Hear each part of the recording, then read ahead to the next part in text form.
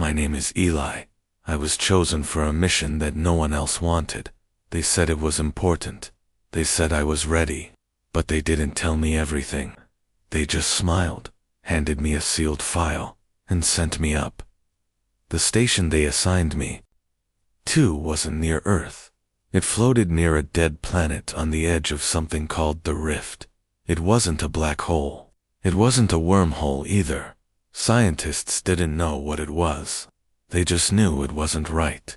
Telescopes couldn't look at it without going blurry. Signals sent into it never came back. The only thing they got was a low humming sound, like someone breathing inside a cave. That hum never stopped. The station itself was small. Only one person could live there at a time. It was built by machines and had just enough space for a sleeping pod, control room, kitchen, and lab. The air was cold and the lights flickered sometimes. I asked command if they'd send a second crew member, but they said no. Safer this way, they replied. I arrived after 6 months of travel. The moment I docked, I felt something was off. The air smelled wrong, like metal and old paper. As I walked through the halls, I noticed little scratches on the walls.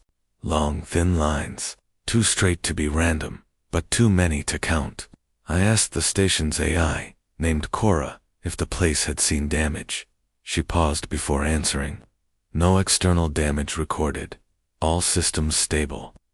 Her voice was calm, but I didn't trust it. My job was simple. Scan the rift every 6 hours. Send the data back to Earth, and watch for changes. But the rift didn't like being watched. Every time I looked at it through the ship's camera, the screen flickered. Sometimes I saw shapes, not stars, not dust, things moving slowly, crawling across the black. I blinked and they were gone. I asked Cora to replay the footage, but it always came back empty. No irregular patterns detected, she said. At night, I couldn't sleep. The hum from the rift filled the station like a low drumbeat. It got inside my chest. I started hearing things. Soft whispers through the wall. I told myself it was just the station adjusting to space pressure. But one night, I heard my name. Eli, it said. A long breath, then silence. I jumped out of bed, heart racing, and ran to the control room. Nothing on the radar, nothing in the logs. Just that hum, still going, still breathing. I sent a report to command. They told me to rest and stay focused. These things happen, they said. Deep space isolation can play tricks on the brain. I wanted to believe them. I really did. But on day 12, I found something I couldn't explain. It was a door. Not just any door. A door that wasn't on any of the blueprints. It was behind a panel in the storage room.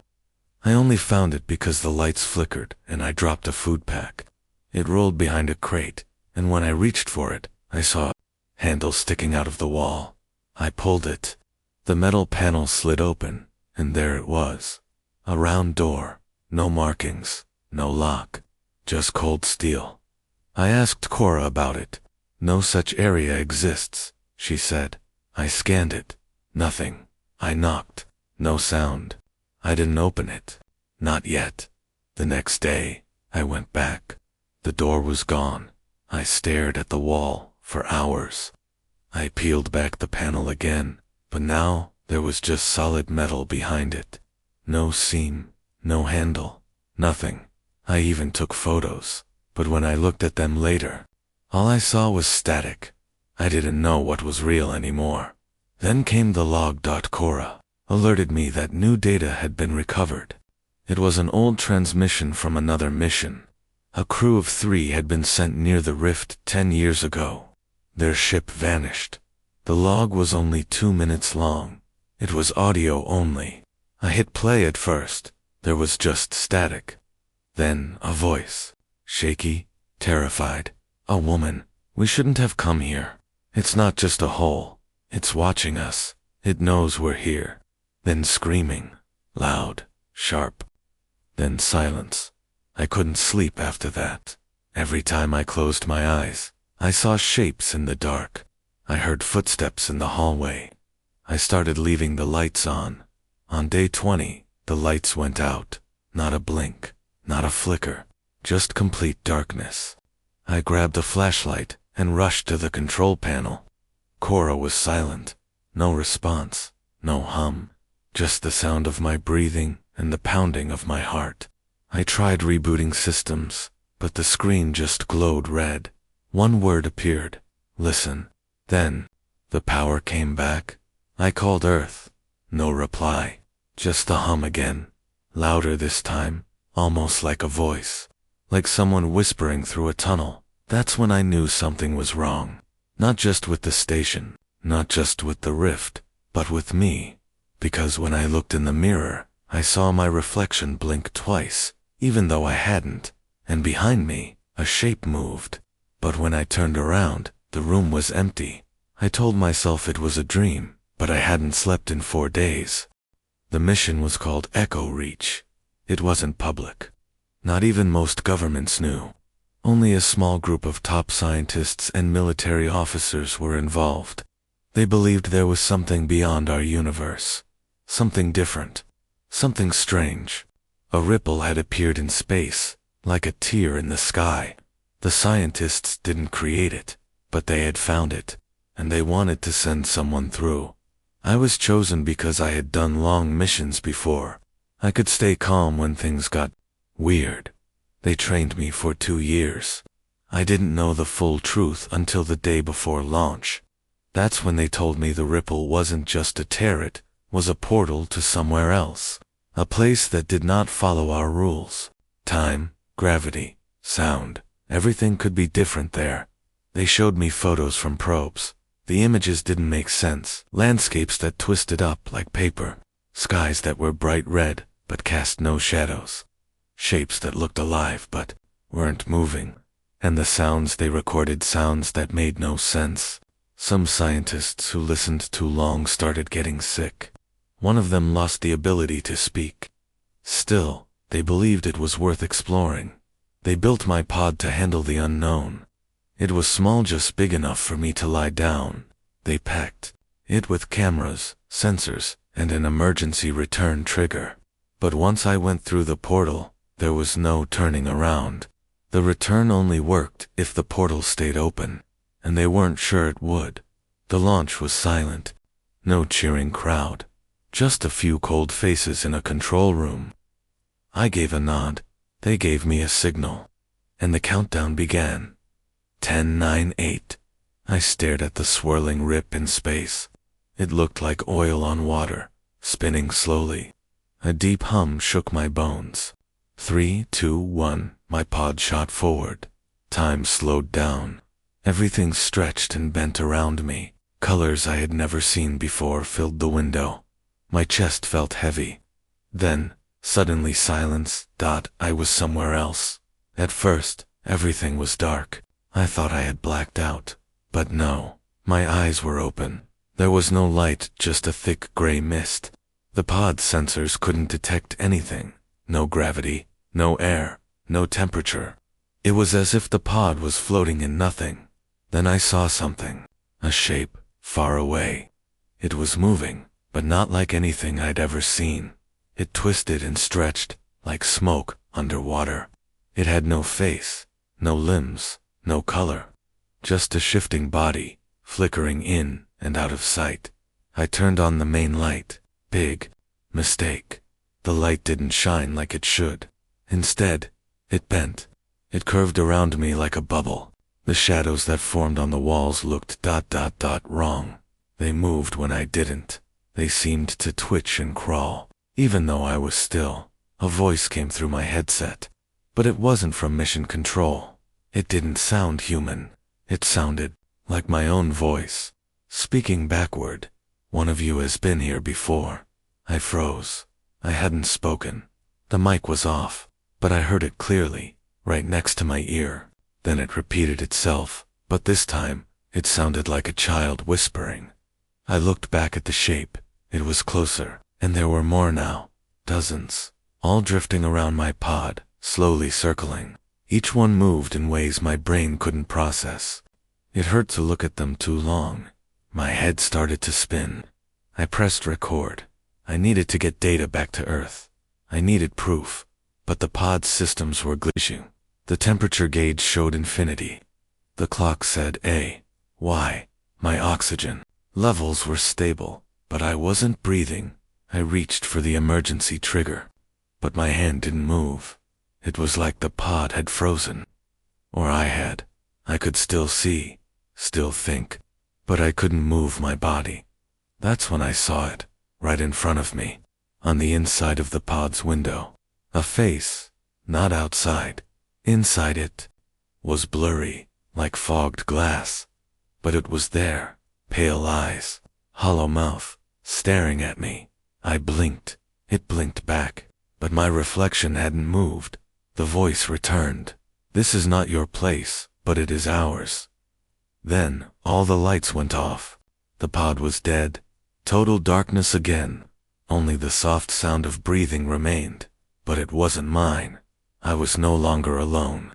Something was inside the pod with me, and worst of all, I could finally move again, but I didn't want to, because something was now crawling up the wall behind me. Slowly wet sounds, clicking noises.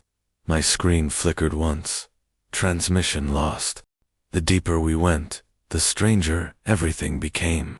Our ship, the Odyssey, floated past stars that pulsed like they were alive. Some of them looked like eyes blinking in the dark. We weren't even sure if we were still in space. Outside the windows, the stars twisted and moved like oil in water. It felt like space had changed its rules. Then we saw it. A wide black river floating in the middle of space. It didn't flow like water, but it shimmered and moved. At first, we thought it was just another trick of light. But sensors picked it up. It was real. A thick stream of something dark and heavy, stretching for miles, and it wasn't natural. We decided to follow it, thinking it might lead to something important. The closer we got, the more the ship groaned. The lights flickered. The walls of the ship started to sweat, like metal was leaking something oily. Captain Reese ordered everyone to stay calm, but you could see fear in his eyes. We weren't supposed to see this. The black river gave off no heat, no sound, but it felt loud. Not with ears, but with your chest. Like your bones could hear it.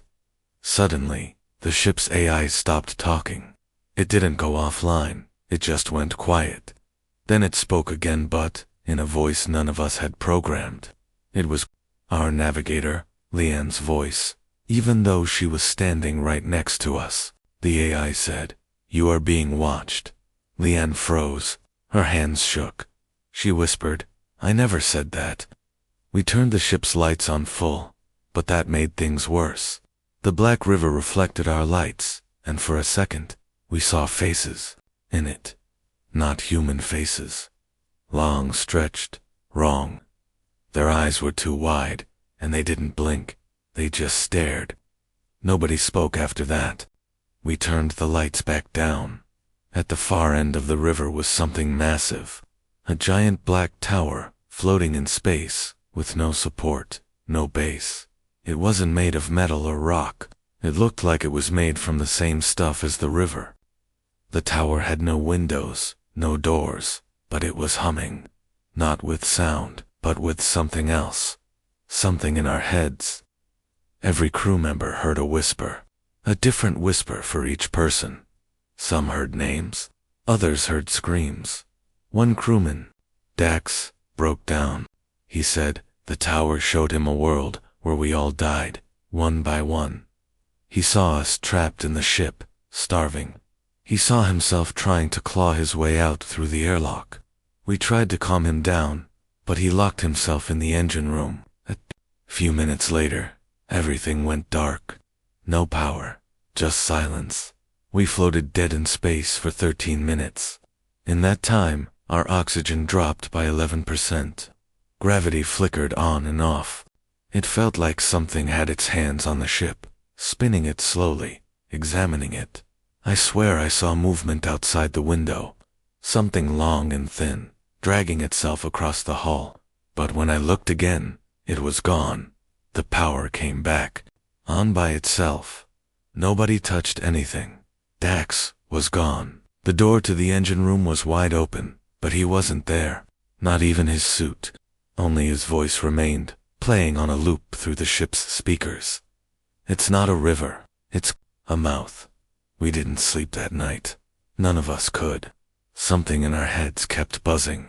Some kind of code, like numbers, trying to form words. I wrote them down. So did the others. When we compared them later, we realized the numbers were all the same. Every one of us was dreaming the same message.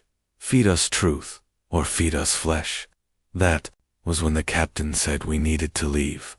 He turned the ship around, pushed full thrust, but the Black River didn't let us go.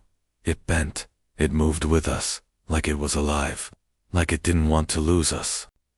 The tower started to shrink in the distance, but it never truly disappeared. Even as we fled, it stayed the same size in the back window, like it was following us. We made it back to the edge of the wormhole, but before we entered it, the ship stopped. Not because we wanted to, but because something told us to. I mean that literally. The ship's control panel lit up with a single word. Wait.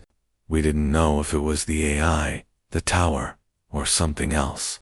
But we waited, for hours. No one moved. When the word changed to go, we didn't waste a second. We shot through the wormhole at max speed. The ride back was worse than the first time. Our minds felt stretched. Our memories mixed. I couldn't remember my own name for 5 minutes. Another crew member forgot what Earth looked like. It felt like space itself was trying to wipe us clean. We returned home. The Earth looked the same. The stars looked normal. But we knew something had followed us. Something we couldn't explain. We checked our logs. They were corrupted. The footage was scrambled. Most of it was just static and noise, except for one file. It was a video we never recorded. A view from outside the ship, looking at the black tower from far away. And as the ship turned, the camera caught something else, something huge, crawling out of the river. It looked straight into the lens and smiled. That was the last log before the system crashed. We didn't tell Earth everything. How could we? Who would believe it? But something came back with us. We can feel it, in our heads, in our dreams. The Black River didn't just want us to visit. It wanted us to open the door. And we did. The room shook again. This time, it felt like the walls were bending inward. The red lights above flickered like dying stars. I grabbed the control panel, trying to stay upright, and looked at the monitor. It was filled with static, but in the middle, something glowed. A ring. A perfect circle, made of moving light. It was spinning slowly, and shadows flickered behind it. The portal was active, and something was trying to come through. We had found the portal days ago, hidden in the lower levels of the ship, deep below where any of us were supposed to go. It was built before we arrived, by whoever sent the ship, or maybe by something that used the ship before us. I remember when Carter first touched it. His hand just disappeared. Not burned, not cut, just gone, like the space his hand entered no longer existed. When he pulled back, his arm looked the same, but he was not. He wouldn't speak for hours. When he finally did, he said one thing: we should not be here. But it was too late.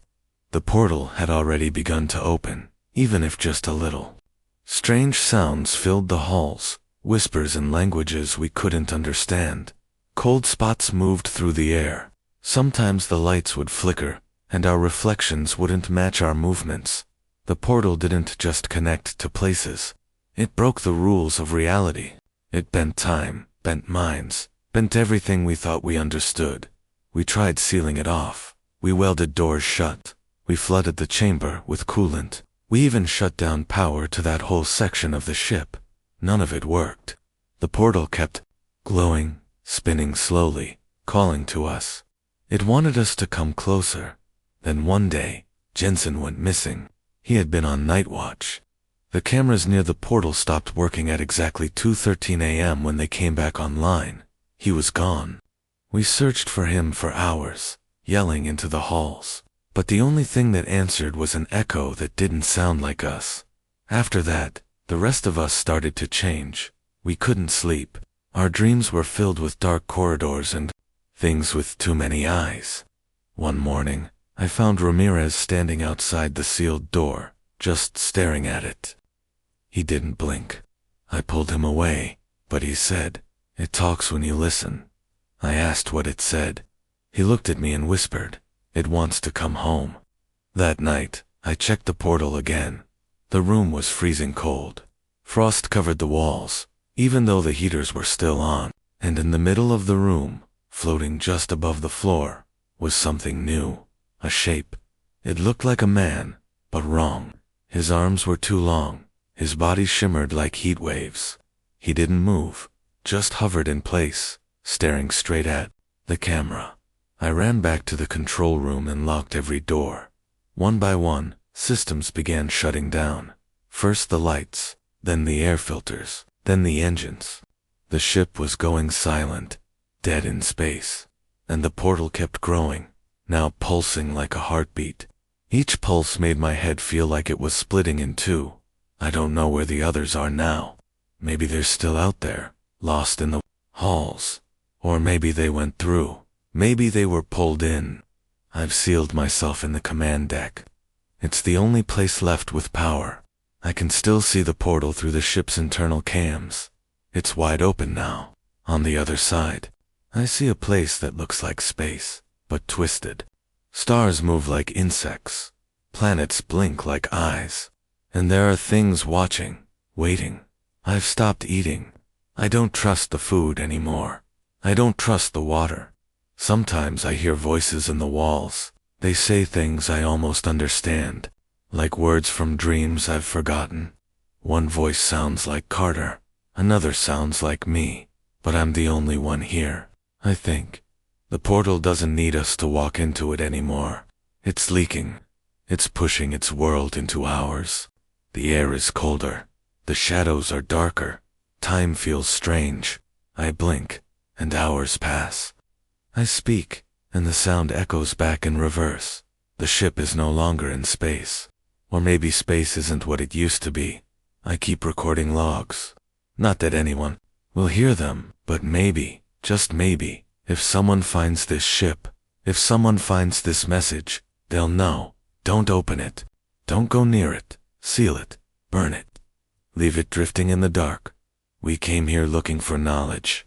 For a doorway to a new universe. We found it.